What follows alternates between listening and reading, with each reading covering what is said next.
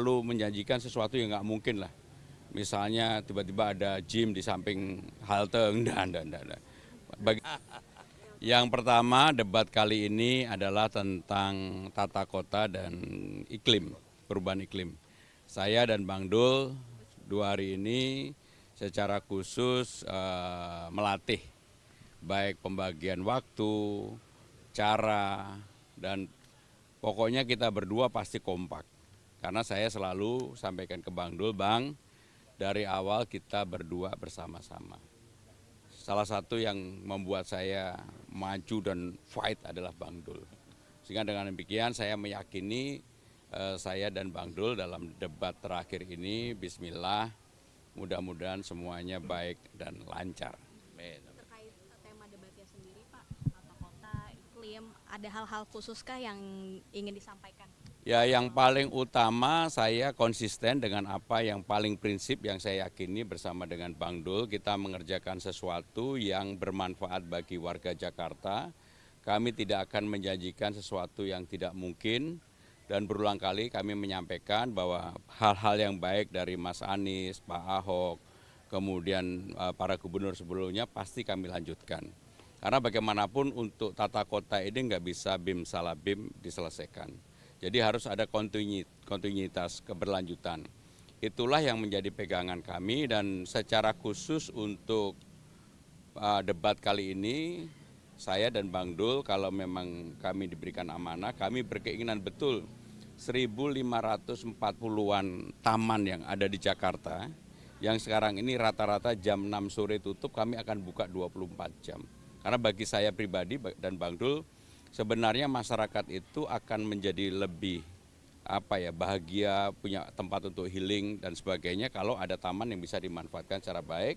Dan untuk PKL pun kita berikan kelonggaran, tetapi akan diatur secara tertib. Yang paling penting tertib, kemudian ada CCTV-nya, lighting-nya kita atur bagus karena percuma dibuat taman bagus-bagus tidak dimanfaatkan di Jakarta. Jadi salah satunya itu. Mas Bram kemarin kan sempat sama relawan Ahokers hari ini kumpul nih, mungkin ada tanggapannya sedikit soal. Ya, saya bersyukur salah satunya Bang Ges ini yang dari awal kebetulan rupanya saya juga baru tahu temannya Bang Dul main bola dari dulu.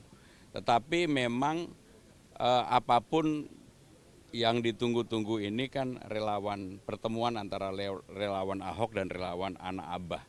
Dan dua-duanya ini sangat loyal dan besar. Dan itulah saya bersyukur karena selama ini saya dianggap yang bisa merangkul semua orang dan ini terbukti perseteruan yang begitu ini dan akhirnya bisa sama-sama hadir. Saya secara khusus ke Bang G saya ucapkan terima kasih berkenan untuk datang ke rumah saya. Ini merupakan modal dasar utama untuk kita ke depan bersama-sama. Mas Ram kemarin kan sempat bertemu Pak Anies ya, mungkin ada diskusi atau pesan-pesankah terkait isu-isu atau tema debat untuk malam ini dari Pak Anies?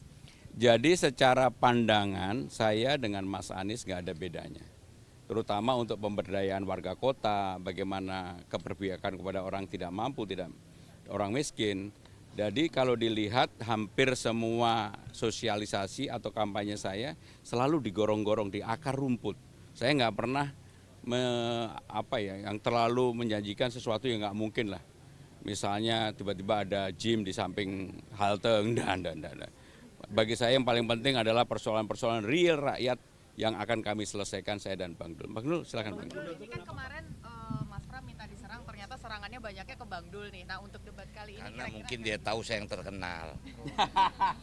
Enggak, artinya begini, saya berterima kasih kalau Bang RK ya bertanya kepada saya. Mudah-mudahan memang karena beliau nggak tahu. Cuman sayang beliau tahu dan beliau salah, itu salahnya itu aja. Enggak, artinya begini, tadi bicara tentang tata kota kan. Jakarta ini kota tua, 497 usianya. Jadi tata kotanya itu sudah sudah tertata. Tinggal kita harus menata masalah disparitas miskin dan kaya. Kekumuhan di Jakarta ini luar biasa loh, ada wilayah-wilayah memang harus kita segera ekstrim. Masih ada 450 RW kumuh. Nah itu harus segera kita benahi. Nah jadi artinya mudah-mudahan Jakarta ini harus berkontinuitas, berkesinambungan. Jadi nggak menjadi atu yang aneh gitu kan. Nah jadi mudah-mudahan itu akan kita coba pahami kepada masyarakat Jakarta bahwa kita akan melanjutkan semua program dari semua gubernur, termasuk juga Bang Anies, karena juga kita juga baca visi misi Bang Anies, ternyata visi misinya sama. Nah, jadi insya Allah mudah-mudahan malam ini kita bisa jelaskan apa program yang bisa kita kerjakan untuk Jakarta. Bang, ini kan banjir juga jadi masalah tahunan. Nah, apakah sudah ada Ini di Jakarta ini cuma 3 dibagi ya. Yang pertama yang dibilang memang kiriman 13 sungai. Kemudian ada banjir genangan karena drainase di Jakarta ini saya awali kan Jakarta ini kota tua 497. Kalau kita tarik 100 tahun saja drainase di Jakarta enggak diganti. Berarti harus terjadi apa? Perubahan drainase. Nah, itulah singkatnya apa yang harus kita lakukan. Nah, jadi termasuk juga air. Air di Jakarta baru 44% penyerapan masyarakatnya untuk 13 juta orang. Ternyata dari mulai kerjasama dengan pihak swasta, hampir 57% itu terjadi kebocoran. Kenapa? Pipanya nggak berganti. Nah, jadi ini juga bagian dari tata ruang. Ini tata kota. Jadi tata kota itu bukan penempatan gedung, tapi dampak dari gedung itu apa? Itu yang saya pahami. Kalau ngomongin penataan kota ya, ini kan masih banyak warga yang tinggal di kolong jembatan. Nah, kalau Bang Dul sendiri atau Mas Pram mungkin ketika jadi mungkin apa yang bakal Saya minta maaf, saya lebih tahu daripada yang orang Bandung. Saya paham. Cuman yang mesti Anda ketahui, semalam pun saya lihat di sebuah media televisi dan saya tahu hampir rata-rata mereka bukan masyarakat Jakarta. Mereka tidak punya KTP di Jakarta. Itulah yang sulitnya Pemda Jakarta melakukan bantuan kah, eksekusi kah, memindahkan kah, karena nggak ada apa. Ini nanti kalau kita ambil tindakan itu salah. Nah, ini makanya mungkin harus bikin aturan, mungkin setelah berapa tahun mereka boleh mungkin mengajukan diri menjadi warga DKI dengan mungkin KTP sementara atau gimana. Anda kebetulan juga ini kan Jakarta berganti. Dari ibu kota berganti dari daerah khusus nih. Apakah nanti ID card atau KTP akan berganti? Ini momen untuk. Artinya saya sangat tahu, saya sudah berkunjung, pun saya kampanye juga di salah satu tempat yang ternyata di bawah jalan tol itu menjadi tempat lapangan bola segala macam. Itu memang itulah Jakarta gitu. Oke? Oke. Ini kan Paslon 01 kerap mengatakan kebolehannya sebagai ahli tata kota dan juga mengenai arsitektur dan lain sebagainya. Kalau untuk debat malam ini optimis? Ya ginilah, Jakarta sekarang ini memang tidak semata-mata butuh ahli tata kota. Yang paling penting Jakarta jangan diselesaikan dengan imajinasi, tetapi dengan keputusan dan kerja keras dan mau menanggung risiko apapun untuk kebaikan warga Jakarta. Saya nggak mau berimajinasi, saya akan bekerja keras. Oke, makasih.